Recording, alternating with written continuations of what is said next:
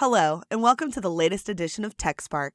This issue concentrates on design thinking, user-centered design, and digital experience, specifically within the financial services industry sector. With our 6-episode podcast series, you can listen to great insights no matter where you are. Your time is precious to us, so whether you're on your way to work or have errands to run, tune in to keep up on the emerging technologies in the world of financial services today. Podcast 2. Design Thinking is Not Just a Slogan, by Miguel Grassa. How do you become an organization driven by user-centered design, UCD? You need to understand that it is maturity, not novelty, that leads to success. Design thinking isn't a quick fix, it's a cultural change. Understanding your UX maturity allows you to plan for design thinking. This process takes time, and we have identified the 5 steps of the journey from being oblivious to UCD to having UCD embraced at CXO level. Step 1 is the unrecognized stage. Organizations at this stage of maturity do not treat UX or design-led activities proactively, and often consider design as a necessary hurdle to be jumped as part of the IT process. There is typically a lack of understanding, ignorance, and/or rejection for design at this stage of evolution.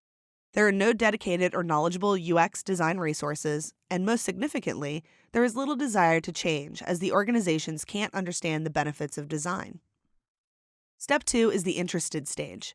This stage is characteristic of a large portion of capital markets clients. They use design thinking and lean design as marketing terms, but have not gone through the organizational turmoil or evolution necessary to actually practice any kind of useful user-centered design.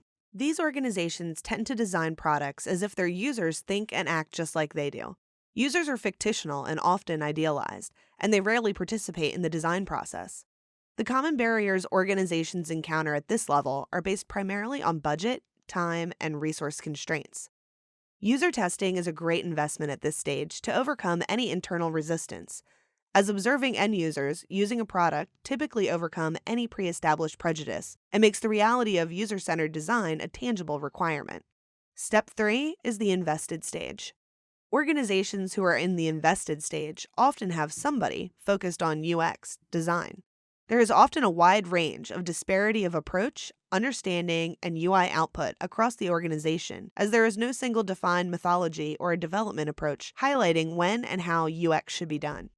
These organizations may have invested in external third parties delivering a UCD solution, and have typically been involved in the process, where they may even have witnessed the benefits of user research and testing, but are, however, constrained by either internal politics, IT defining the delivery approach and solution, conflicting agendas of stakeholders, for example, proprietary solution or off-the-shelf package, or even budget constraints to roll out and integrate a more robust and mainstream internal user-centered design approach.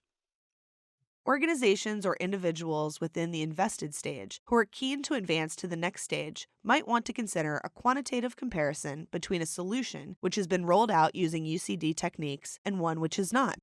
Step 4 is the engaged stage. At this stage of maturity, there is typically a user experience function and team consisting of at least a user experience architect, a visual designer, and either some form of interaction designer or user researcher.